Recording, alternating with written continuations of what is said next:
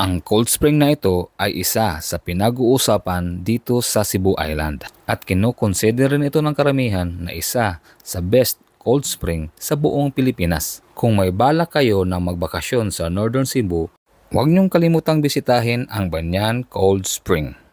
Dalhin niyo yung pamilya niyo, kamag-anak niyo, kaibigan, barkada, lahat. Siguradong maging sulit yung bakasyon niyo dito, guys. For today's video guys, isasama ko kayo at ipapasyal sa isa sa pinag-uusapan na cold spring dito sa Northern Cebu, ang Banyan Cold Spring. Dati, tinatawag namin itong Giwanon Cold Spring.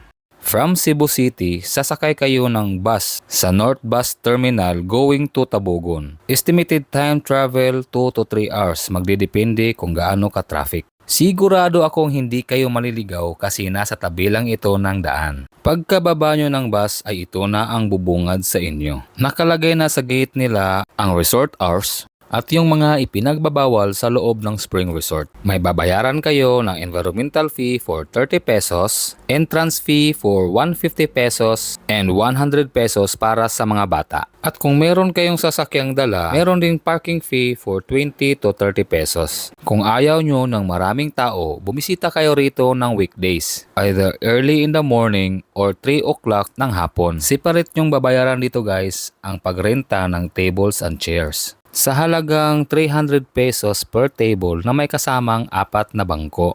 Trivia muna tayo guys. Dati, tinatawag namin itong Giwanon Cold Spring. Nakalaunan ay naging Banyan Cold Spring. Bakit nga ba Banyan Cold Spring Resort? Ang cold spring na ito ay sumisilong sa napakalaking kahoy. At halos 50% ng spring ay nasasakop ng lilim ng kahoy na ito. Ang napakalaking kahoy na ito ay ang Ancient Balete Tree o mas kilala dito sa amin na Banyan Tree. Kaya naging Banyan Cold Spring Resort. Sobrang linaw ng tubig dito at nakakaengganyo din ang lamig ng tubig.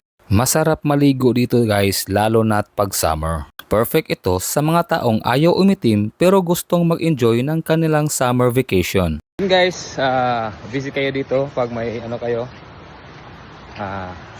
May time, kung gusto nyo magbakasyon, magbisita kayo sa Northern Cebu. So, bisitahin nyo to, Banyan Cold Spring. Sobrang ganda, sobrang sulit maging bakasyon nyo. At yun, sigurado maging masaya yung mga anak nyo, kamag-anak, mga kapamilya nyo. That's all for today, see you sa next video.